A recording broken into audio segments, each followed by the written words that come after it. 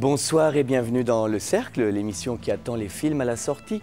Parmi les 75 nouveautés à l'affiche le 18 janvier 2012, nous en avons retenu une, L'amour dure 3 ans, le meilleur film de Frédéric Beigbeder avec Louise Bourgoin, Gaspard Proust, Joe Star, Frédéric Bell, Elisa Sednaoui, Nicolas Bedos, Jonathan Lambert et Valérie Lemercier dans les rôles principaux. Quel casting! Pour des raisons évidentes de déontologie, je ne m'exprimerai pas. Je laisse donc la parole aux critiques du Cercle qui vont en débattre avec leur impartialité hebdomadaire. Bonsoir Frédéric Beigbeder. Alors on se dit, le gars il veut faire un film sur l'amour, dans l'amour, pour penser l'amour, pour réfléchir sur l'amour, alors pourquoi pas? Et dans un certain sens, on se dit peut-être le film va durer 3 ans, ça aurait peut-être été ça. Hein, ça, idée, la bonne idée, c'était ça.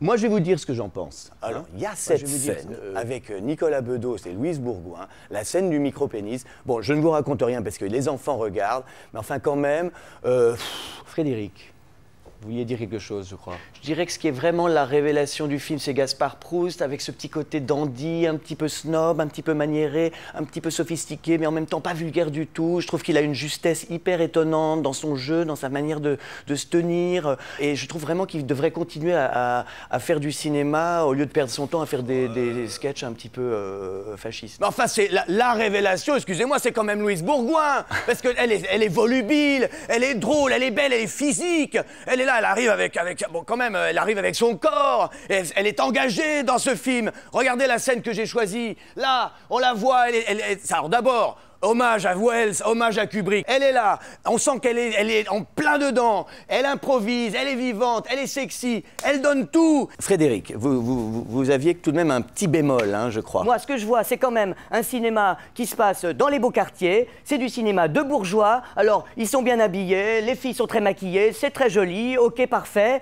Alors moi, ce que je peux... Excusez-moi, alors attendez, 5 minutes. Moi, juste, simplement, un petit truc à dire quand même, hein.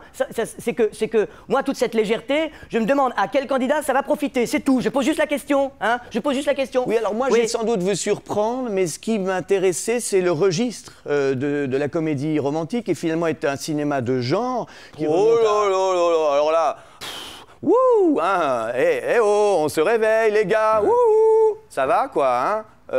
C'est juste du cinéma, ok. Alors là, moi, écoutez, je suis d'accord avec ce qui vient d'être dit, en même temps pas d'accord avec ce qui vient d'être dit.